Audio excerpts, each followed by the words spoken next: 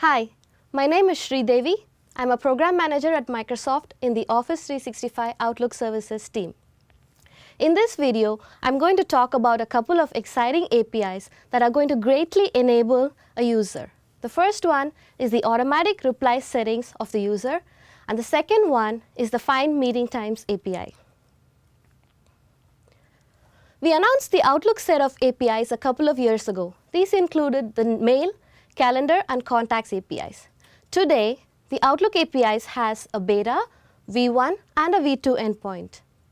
The APIs for Outlook use a standard set of protocols like OAuth and OData.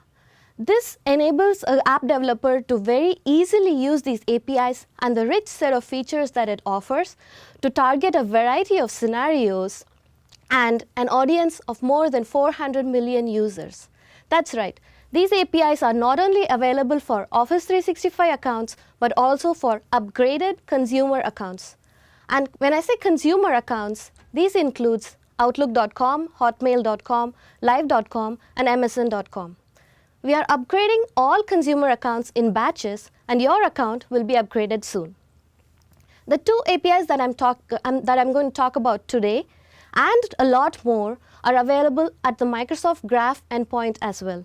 Please take a look at my colleague Yina's video on Microsoft Graph to know a lot more about its exciting capabilities. Now, let's take a look at these two APIs. The Automatic Reply Setting API is a new API that we have introduced, and it's going to let you access the automatic reply setting or out-of-office settings for a user. This API offers very granular features for the app developers to access the automatic reply settings. Specifically, the app can look at the current settings of the user, can update or modify the content for the automatic settings, which includes the reply message that needs to be sent out to senders.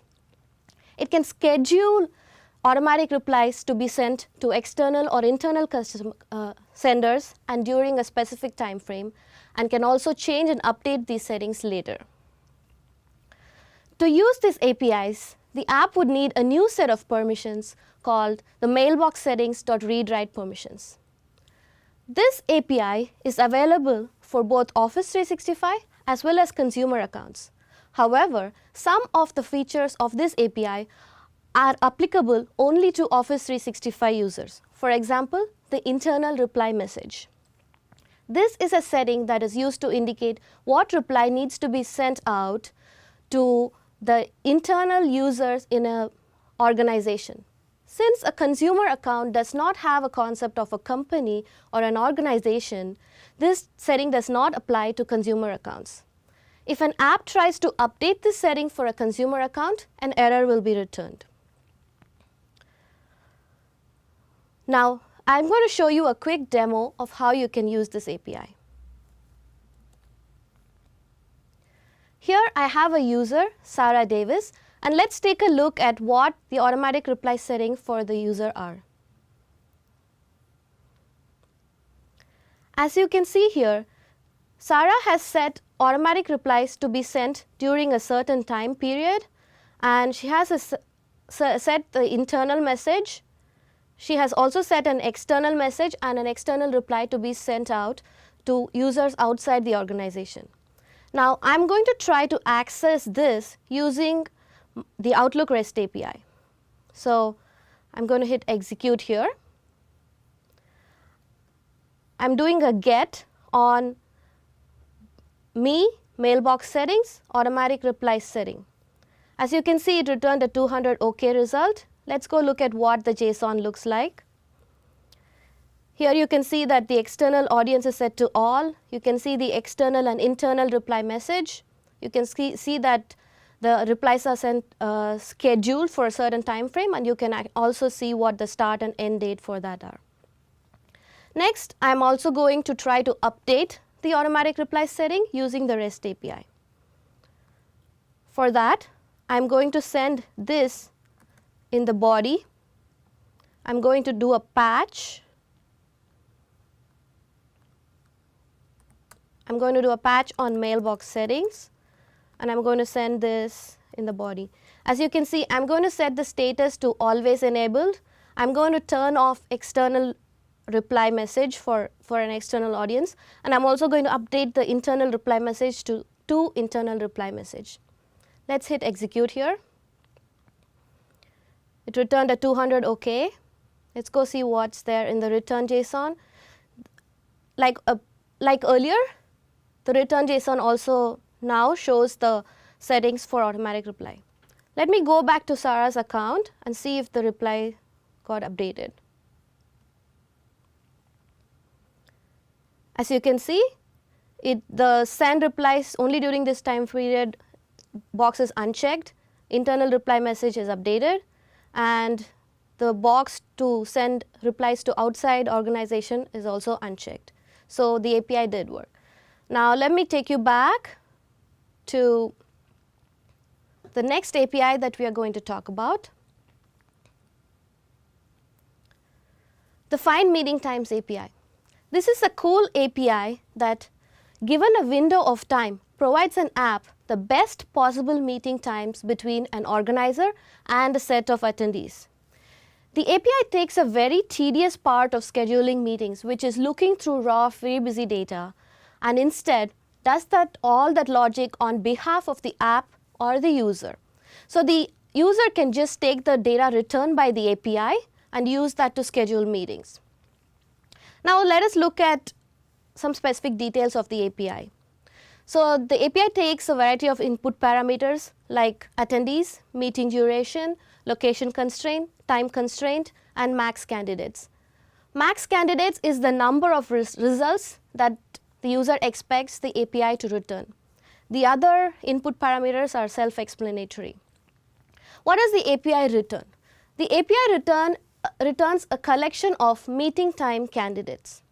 So a meeting time candidates is a complex type, and it consists of a time slot, the attendee availability, and a confidence and a score, and a location.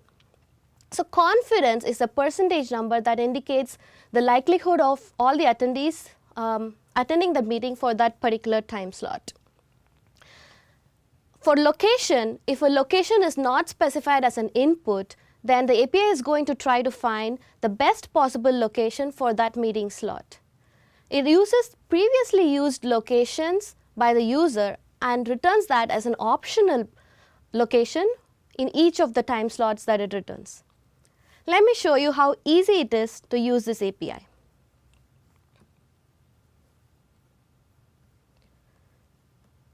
So here I'm using a tool to demonstrate this API.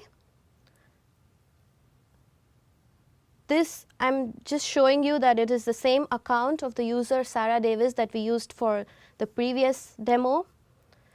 Let me show you one request. So I'm going to do a post on find meeting times, and in the body you can see I have a bunch of parameters that I'm specifying as input.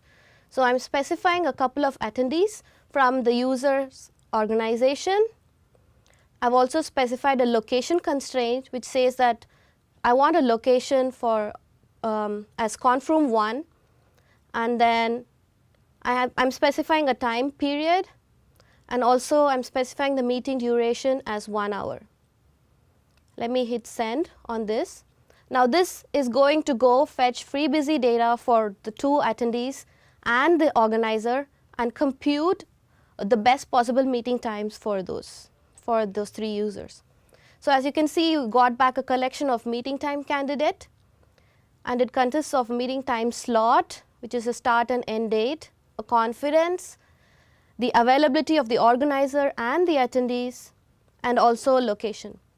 And the API has returned multiple time slots, so the user or the app can pick whichever time slot is best suitable and use that.